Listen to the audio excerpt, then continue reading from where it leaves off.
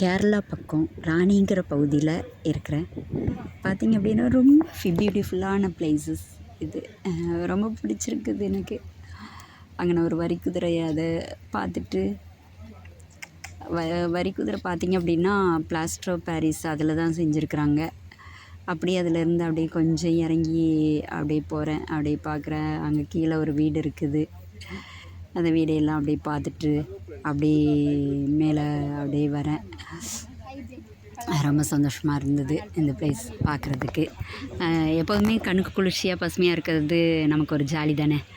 அந்த ஜாலியை என்ஜாய் பண்ணிவிட்டு அப்படியே அந்த சைடு போனேன். அது வந்து ஒரு கோழி பண்ணை அங்கிட்டு இருக்கிறது. அந்த கோழி பண்ணையும் நான் பார்த்தேன். பார்த்துட்டு